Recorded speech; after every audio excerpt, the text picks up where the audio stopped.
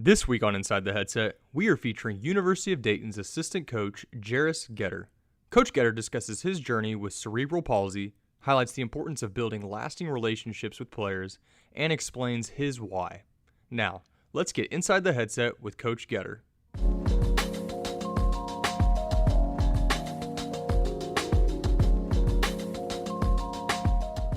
Coach, what is going on, man? How are you? Coach Price, doing great, man. How about yourself? Man, I'm excited, happy to be on with you.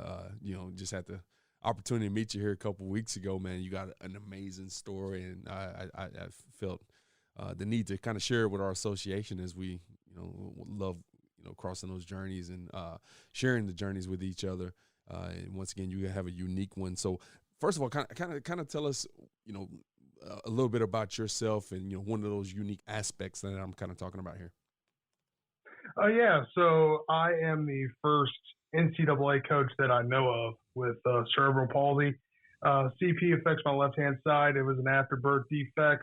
Affects my left-hand side motor skills, walking, jogging, running, jumping, those kinds of things, and kind of affects my everyday life in different ways in certain aspects. And I just try to make the most of it. And, it's unique. It's normal for me, but I can see how it's unique to other people. So, so basically that's basically the gist of it. It's just a left-hand side impairment, and I roll with the punches.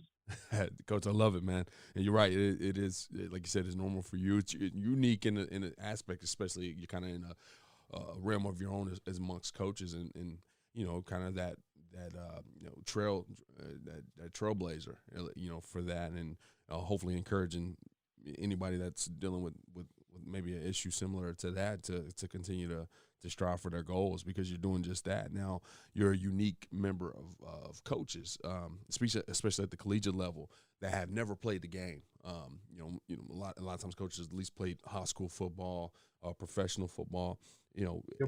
But you've been able to come and be impactful at the collegiate level. Tell us about how you fell in love with the game and how you became a coach. Right. So I fell in love with the game. I got to give a huge shout out to my dad. Got to give him a lot of credit. I spent a lot of my Sunday afternoons watching Steelers games. And that's where my love started. And then it kind of snowballed into, watching every, CBS and Fox game and NBC game. And the voices in my head were John Madden and Al Michaels calling games. And that was my childhood for me. And then watching Monday Night Football with my dad.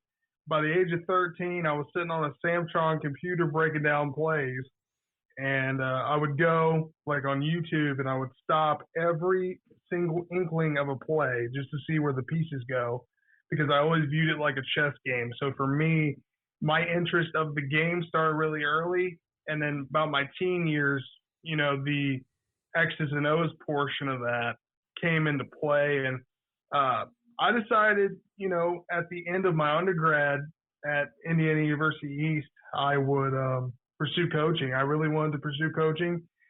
I wanted to be the next Nick Saban or the next Dabo Sweeney, and I wanted to do it my way and the correct way, and I wanted to do it. I wanted to be, like you said, I wanted to be that trailblazing guy because my story is a little bit different than everybody else. So I really wanted to be that guy, and I really wanted to set the tone. But I sent out 75 to 100 emails on my first go. Every single college and high school I could think of, I was like, come on, man, just give me a shot, give me a chance. And nobody gave me nothing, man. And I remember I sent out an email in, November to Nick Johnson, the former head coach at Earlham College. And then I think it was May, that following May, he hit me back up and he was like, hey, do you want to sit down and talk? Do you want to coach? And I was like, sure. And I didn't know what I was getting into. I found out real quick. But, he sat me down and I said, so how much money am I making? He's like, not a cent, but I'll give you food. I said, sounds great. I worked. It was only 20 minutes from my house. So it kind of worked out for me. Yeah. Well, we got to get you a sign that says "We'll coach for food," right? Yeah, exactly. That was actually my Twitter bio for a hot second. I said, "We'll coach for food and clothes." So, yeah, man. Well, I tell you what, man. We're probably eclipsing 200 episodes here, And at this point, I need to make a compilation of all the coaches that we have gotten on here, and we talk about that first go of that mass emailing, where you email 100 coaches like we all have done, and they all sound the same, man. Nobody responded except that one, right? Yeah, right. And it might be immediate, it might be a few months later, but that's all we need is that one opportunity to kind of get the ball rolling, and you did just that, man. You worked there for a little over a year at Earlham College as a defensive assistant. Now, one of the things that as I've done some homework here on you here, one thing that is not hard to miss is your relationships with your players, the guys that's on the team. You tend to have a very strong bond with those guys, from a relationships side of standpoint, building that rapport, being able to get the most out of your athletes. Why is that so important to you? And can you share a couple examples of how, creating those really impactful relationships have affected your life? Right, absolutely. So I think forming those relationships as a guy with CP, it could be a little intimidating. I mean, now that I'm experienced with it, it's a little bit easier because at Earlham, when I came in there, you can't just walk in and start disciplining kids they're not going to respond to that. So my thing was, kind of give them a perspective of my life and be real kid love about it and form those bonds so they can listen to you and they'll be able to run through a wall for you. And when I got to Dayton, it was like a disability didn't even matter to these guys, coaches and players alike. So I think forming those positive relationships, I tell my guys I love them every chance I get. And it'll be a practice. We could be standing doing scout team stuff, and I'll be talking to somebody like, "Hey, man, I love you," and they'll be like, "I love you too, coach." And it's just one of those things. I'll ask them, how the day's going, how's classes, how's mom and dad, how's grandma and grandpa, how's everybody doing? And I think that bond is what lasts a lifetime, and it's so easy, and it's really important because you want to make sure that you're involved in their life after football too. Right. You want to make sure that you're involved with them. I want to be invited to their weddings. I want to be involved in their kids' lives. I want to know what's going on with them. And every kid that I've coached, I've managed to stay in contact with, and I love every guy that I've coached, and I'm not ashamed to say that. Some guys are, but I'm not, and I'm one of those guys at the forefront. And I believe that if you give them, love, they'll respond to that a lot better than just yelling and screaming. And I'll get on them, but I'm more kid love more oftentimes than not. But you asked, give you a couple examples. So I have a guy in the NFL. His name's Adam Troutman. The first day that I got there, we were sitting doing coaches introductions with the freshmen and all the players, and Adam was a team captain, obviously. And the captains are sitting directly behind me, and Coach Chamberlain introduces me, and Adam Troutman, while in the meeting, leans up and goes, "So what's your name again? Where's you coach? Where's that at?" He was trying to get to know me, and I bet you right after that meeting, we talked for 45 minutes, about his goals and dreams and aspirations, and we made that bond instantly. And I've got an autographed picture of him and I hanging up in my room right now, of him thanking me for, everything that I did for him in the 1 year that I was able to coach him. And now, he's a starting tight end for the New Orleans Saints. So that's pretty special to me. I got to see him grow and grind as a person and as a player, and that was really important to me. And, Brandon Easterling, he's an All-American safety, kind of a hothead. I hope he listens to this. He's a hothead. I love the kid, but he's a hothead. And I was able to actually calm him down during a scrimmage a couple of years ago. We were scrimmaging, and he got really angry and really frustrated, and I was able to take him to the sideline, calm him down, and I was only there for 2 weeks at that time.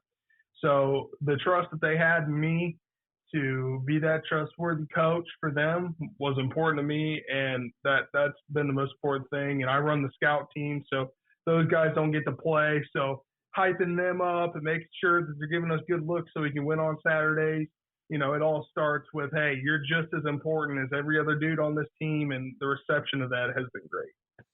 Coach, that's awesome, man. I think in this profession it's so easy to get caught up in that rat race of the wins and losses, and really be self oriented. And I hate saying selfish. I mean, I don't think it's anything wrong with trying to make sure your career trajectory is moving in the right place, but at the same time, when you become so caught up in that, you lose the focus of what your main goal should be, is developing these young people well beyond the game of football. And you know the game is so impactful, and obviously it's kind of a replication of life itself, the adversity that comes with it. You made the mention of your safety. That's the hothead, right? At some point in time, there's going to be situations that arise off the football field that can trigger that anger, and maybe he learned something from you. Maybe there was, your approach was something he can utilize in the future to help him calm down and maybe not put himself in a bad situation. And oftentimes that's just what it's about, man. And I love the fact that that's important to you, because as corny and as old school sounding as this is, these young athletes, these grown men, these young men, they don't care how much you know until they know how much you care, and they'll run through a wall for you once you start showing them that kind of love and affection and all those anti-macho words, unfortunately. But at the same time, these are words that are extremely important to our development and our focus as coaches. Right. I've just been a big teddy bear my whole life, man. So it's really easy for me to just walk up to somebody and hug somebody. I don't care. Right. And like you said, they don't care about what you know. They care about how much you care about them, and that's my approach number one, and that's my main goal. We're life coaches too. We're not just football coaches. Right. We're coaching them for life. I'm putting better men out into society, and I have confidence in that, and I'm glad to have a hand in it. Yeah, that's awesome, Coach, and that's important for our game, and we love having coaches like you. Now, you mentioned that one of your desires in life is to be an ambassador for the people. Be an ambassador for people. What does this look like for you, from a day-to-day standpoint, and how does this extend even beyond, your players? Right. So I think I want to be the poster boy for chase your dreams, and don't let a medical diagnosis define, what you can do and who you are. Right. I always took that role as the guy. Nobody dubbed me as the guy. I made myself the guy. And, it's not about, can you walk the walk and talk to? And, I want to make sure that people don't just get complacent with life. Get out of your comfort zone. Go chase a dream. Go chase a goal. You want to do something, chase that. You want to accomplish things, accomplish them. I mean, there's nothing holding you back. And if others are the ones holding you back, cut other people off. I mean, I've had to do that. I've had to, cut my fair share of people off to pursue dreams that didn't have the same passion or share the same vision. And, and that's okay. But at the end of the day, my day-to-day, I just want to make sure that people know that they can chase their dreams regardless of the obstacles they face every day. Right. I mean, I'm a slow walker. I'm a slow mover. I can't run. I get tired easy, but I'm still out there grinding with everybody else. You won't see another guy working as hard as, me. And, I take a lot of pride in that. I come from a blue-collar town. My dad, worked in a factory for 40 years, and my mom was a forklift driver.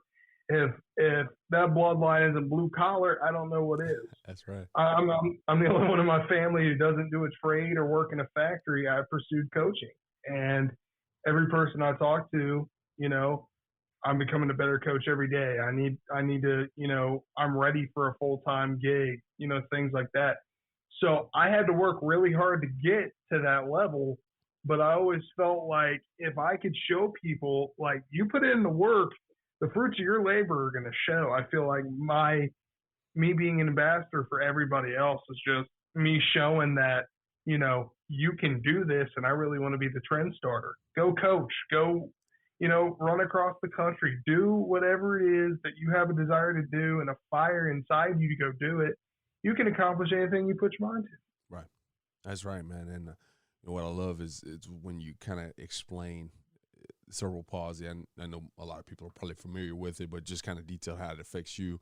You kind of went through that quick list of what you can't do, and then the rest of everything we've talked about is all this awesome stuff that you can, and taking advantage of everything that you can do, and being impactful, and you know, I'm looking here at some of the notes. You work 3 days a week in IT, just so you can have the funds. I'm assuming to go and volunteer at Dayton.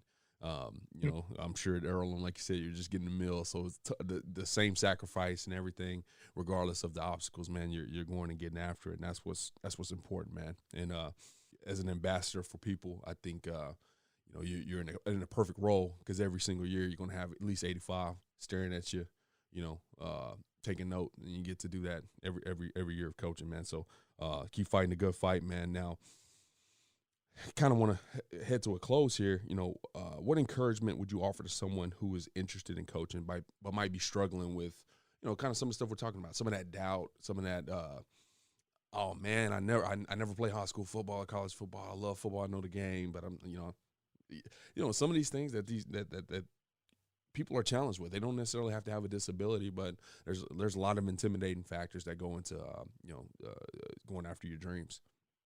Right. So I think, you know, a couple pieces of advice from me would be get the confidence within yourself to chase after it, because the only one that's stopping you at the end of the day is you.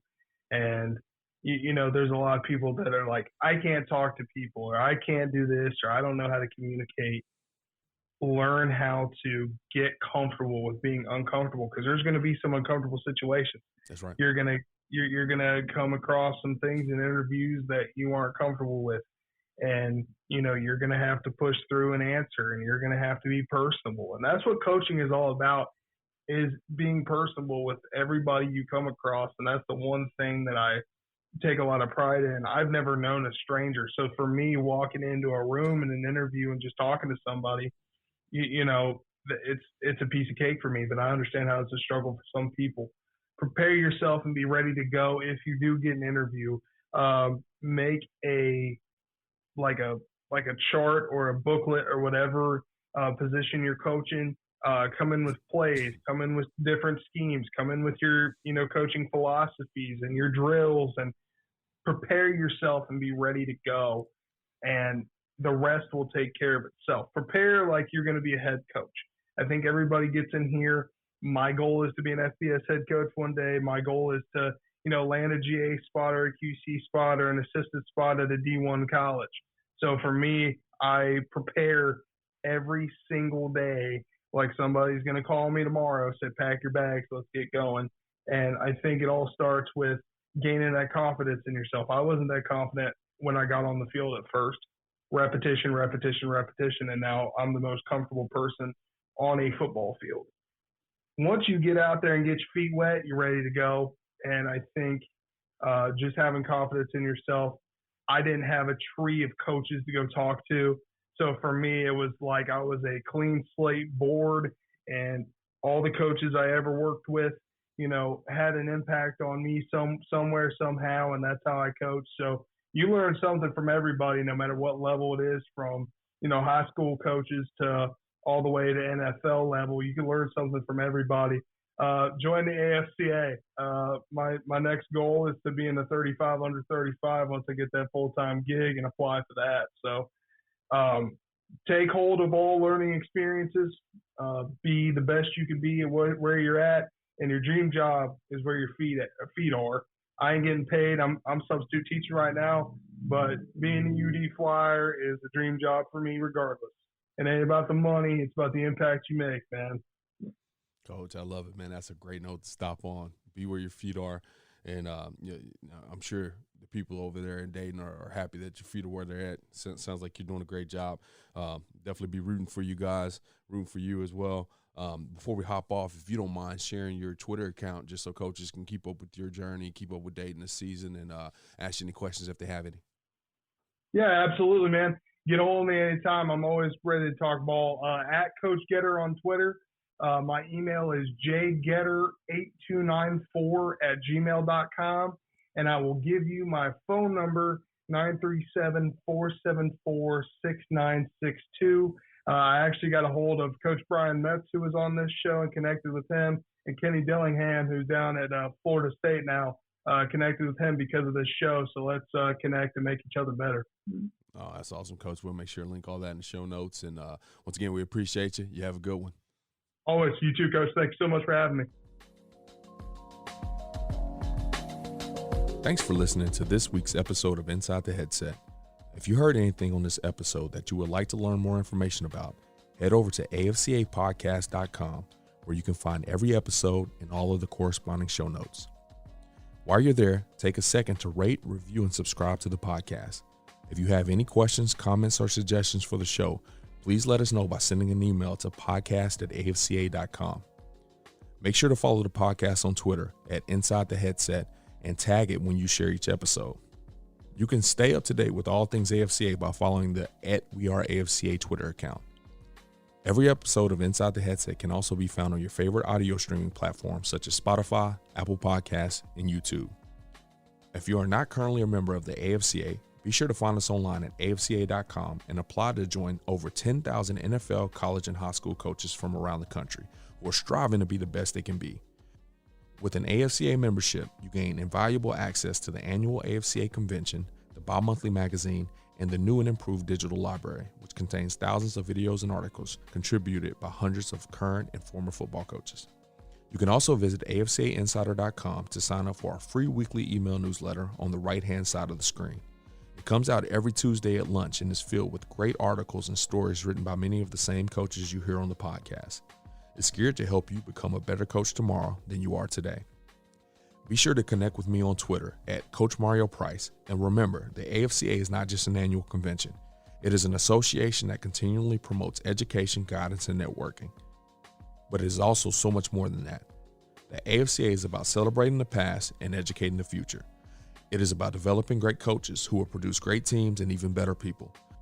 So invest in your skill set and impact today by engaging with the AFCA.